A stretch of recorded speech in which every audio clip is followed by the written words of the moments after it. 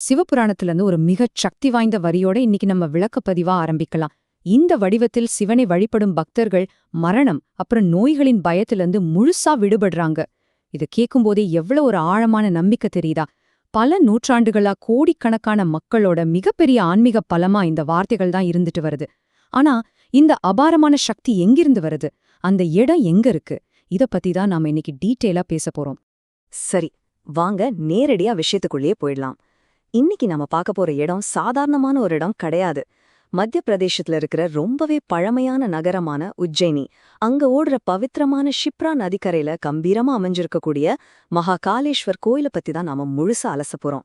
இது வெறும் ஒரு கோயில் மட்டும் இல்லங்க, காலத்தையே தன் கட்டுப்பாட்டுல வச்சிருக்கக்கூடிய சாக்ஷாத் அந்த சிவபெருமானோட உறைவிடம்னே சொல்லலாம். இந்த தொகுப்புல நாம என்னென்ன பார்க்க போறோம்னா, முதல்ல ஒரு சின்ன ஆன்மீக அறிமுகம், அதுக்கப்புறம் இந்த கோயிலோட ரொம்பவே தனித்துவமான கட்டிடக்கலை, சுவாரஸ்யமான புராண கதைகள், மகா சக்தி பீடம், வீழ்ச்சியிலிருந்து எப்படி மீண்டு வந்துச்சுங்கிற வரலாறு, அப்புறம் கடைசியா இன்னைக்கு வரைக்கும் அங்க ஃபாலோ பண்ற நவீன மரபுகள், இது எல்லாத்தையும் தான் வரிசையா பார்க்க போறோம். முதல்ல ஆன்மீக அறிமுகத்துல இருந்து ஆரம்பிக்கலாம். எந்த ஒரு பழமையான இடத்தை பத்தி நாம தெரிஞ்சுக்கணும்னாலும் அதோட ஆன்மீக அடித்தளத்தை புரிஞ்சுக்கிறது ரொம்ப முக்கியம் இல்லையா? இங்க நாம முக்கியமா 2 வார்த்தைகளை புரிஞ்சுக்கணும். ஒன்னு ஜோதிர்லிங்கம். சிவபுராண கதைகள்ல நீங்க கேள்விப்பட்டிருப்பீங்க. பிரம்மாவுக்கும் விஷ்ணுவுக்கும் இடையில யார் பெரியவங்கன்னு ஒரு போட்டி வந்தப்போ சிவபெருமான் ஒரு முடிவே இல்லாத நெருப்பு தூணா, அதாவது ஒரு மாபெரும் ஒளிப்பிளம்பா தோன்றினார். அதுதான் ஜோதிர்லிங்கம். இந்தியால இருக்கிற 12 ஜோதிர்லிங்கங்கள்ல நம்ம மகாகாலேஸ்வரம் ஒன்னு. சரி, 2வது வார்த்தை என்னன்னா ஸ்வயம்பு. ஸ்வயம்புன என்ன? சுயமாகவே உருவானதுன்னு அர்த்தம். அதாவது யாரும் இது செதுக்கல, இது தனக்குள்ளேயே ஒரு அளப்பரிய சக்தியை வச்சிருக்கக்கூடிய ஒரு தெய்வீக வடிவம். மகாகாலேஸ்வரோட மிகப்பெரிய ஸ்பெஷாலிட்டியே இந்த சுயம்பு தன்மைதாங்க. இப்போ சாதாரணமா மத்த கோயில்கள்ல இருக்கிற சிலைகளோ லிங்கங்களோ எப்படி இருக்கும்? ஆகம விதிகளின்படி சடங்குகள் செஞ்சு மந்திரங்கள் மூலமா அதுக்கு ஒரு மந்திர சக்தியை கொண்டு வந்து நிறுவுவாங்க.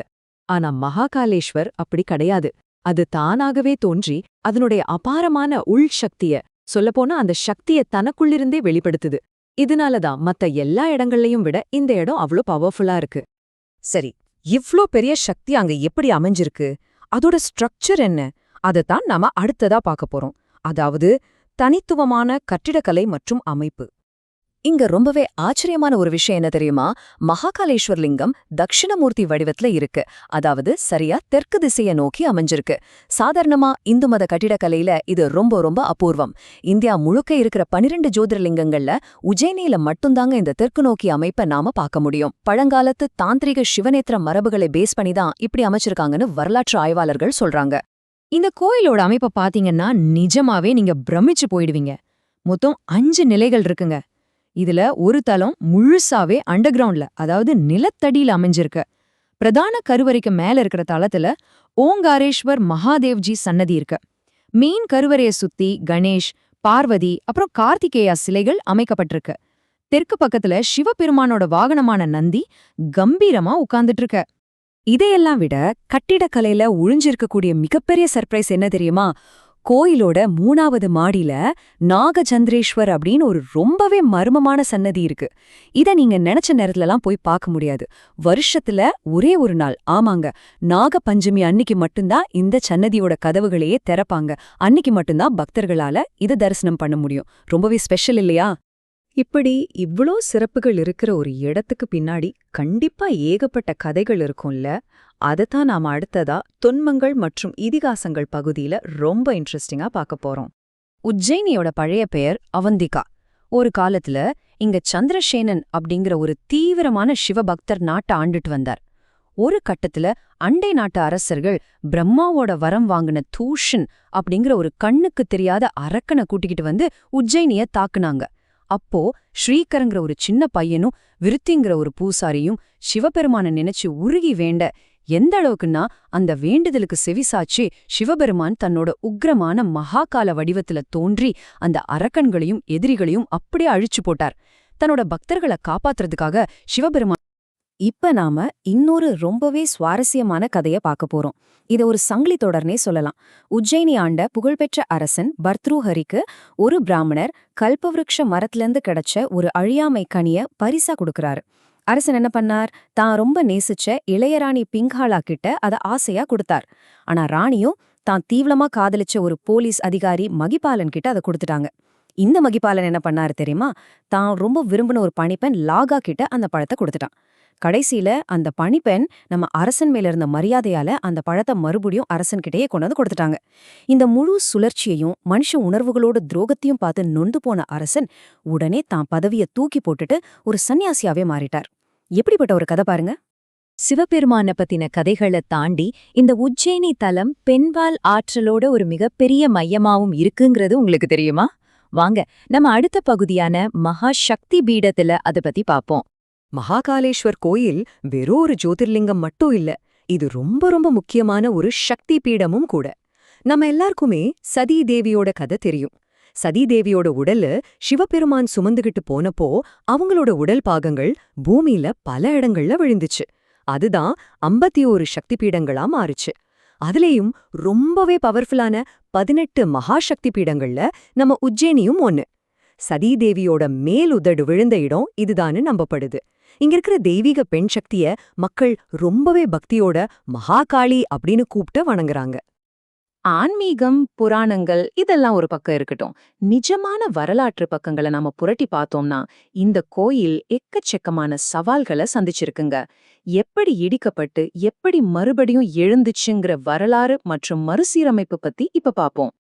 வரலாற்று ஆவணங்களை எடுத்து பார்த்தோம்னா இந்த கோயில் பலமுறை மிக கடுமையான படையெடுப்புகளுக்கு ஆளாகியிருக்கு. கிபி 1234-35 அந்த டைம்ல டெல்லி சுல்தான் இல்துத்மிஷ் உஜ்ஜயினிய தாக்கியப்போ இந்த கோயில் ரொம்பவே மோசமா அழிக்கப்பட்டுச்சு. மெயின் ஜோதிர்லிங்கத்தையே எடுத்து பக்கத்துல இருக்கிற கோடி தீர்த்த குண்டத்துல வீசினதா சொல்லப்படுது. அதுக்கப்புறம் ஜலாலுதீன் கில்ஜி, அலாவுதீன் கில்ஜி காலகட்டத்திலயும் திரும்ப திரும்ப நிறைய தாக்குதல்களை சந்திச்சது. ஆனா பாருங்க, பல நூற்றாண்டுகளுக்கு பிறகு 18ஆம் நூற்றாண்டுல மராட்டியர்களோட ஆட்சியின் போது மராட்டி தீவான் ராமச்சந்திர சுக்தங்கர் அப்படிங்கிறவரால இந்த கோயில் மறுபடியும் தன்னோட பழைய கம்பீரத்தோட முழுமையா கட்டி எழுப்பப்பட்டுச்சு. இது நிஜமாவே ஒரு மாபெரும் வரலாற்று மீட்சிதான். இத்தனை பேரழிவுகள், தாக்குதல்களை எல்லாம் கடந்து வந்து இன்னைக்கு இந்த கோயில் எப்படி செயல்பட்டுட்டு இருக்கு? பழங்கால நடைமுறைகள் எல்லாம் இன்னும் ஃபாலோ பண்றாங்களா? வாங்க நம்ம கடைசி பகுதியான நவீன மரபுகள்ல அத பாத்துடலாம். எத்தனை நூற்றாண்டுகள் கடந்தாலும் சில மரபுகள் இங்க மாறவே இல்லைங்க. இன்னைக்கும் மகா சிவராத்திரி அன்னைக்கு பாத்தீங்கன்னா கோயில் முழுக்க ஒரு பிரம்மாண்டமான திருவிழா மாதிரி இருக்கும். ராத்திரி முழுக்க இடைவிடாத வழிபாடு நடக்கும். இன்னொரு ரொம்பவே சர்ப்ரைஸான விஷயம் சொல்றேன் கேளுங்க. பொதுவா எந்த கோயிலையுமே ஒரு தடவை சாமிக்கு படைச்ச பிரசாதத்தை திரும்ப படைக்க மாட்டாங்க. ஆனா இங்க மட்டும் தெய்வத்துக்கு படைக்கப்பட்ட பிரசாதத்தையே மறுபடியும் படைக்கலாம். அது மட்டும் இல்லாம ஸ்ராவண், பத்ரபாத மாதங்கள்ல ஒரு பெரிய மகாகால் சவாரி ஊர்வலம் நடக்கும். அப்போ நம்ம காவல்துறை அதிகாரப்பூர்வமா மகாகாலருக்கு மரியாதையோட ஒரு சல்யூட் அடிச்சுதான் அந்த ஊர்வலத்தையே தொடங்கி வைப்பாங்க. இதெல்லாம் கேட்கவே அவ்வளவு ஆச்சரியமா இருக்குல்ல. சரி, இப்போ நாம கன்க்ளூஷனுக்கு வந்துட்டோம். நீங்க எப்பவாவது உஜ்ஜயினி சிட்டிக்கு போனீங்கன்னா ஒரு விஷயத்த நல்லா நோட் பண்ணலாம். அங்கிருக்கிற மக்களோட அன்றாட வாழ்க்கை எவ்ளோ ஃபாஸ்டா பரபரப்பா ஓடிட்டு இருந்தாலும் அவங்க வாழ்க்கையோட மையப்புள்ளியே அந்த மகாகாளேஸ்வரர் தான். பழங்காலத்தோட ஆழமான மரபுகளையும் இன்னைக்கு இருக்கிற வேகமான நவீன வாழ்க்கையும் இணைக்கிற ஒரு ஸ்ட்ராங்கான பாலமா, ஒரு உடைக்க முடியாத ஆன்மீக சங்கிலியா இந்த கோயில் இன்னைக்கும் நிமிர்ந்து நின்னுட்டு இருக்கு. இந்த விளக்குப்பதிவோட முடிவுல நான் உங்ககிட்ட ஒரு கேள்வியை முன்வைக்க விரும்புறேன்.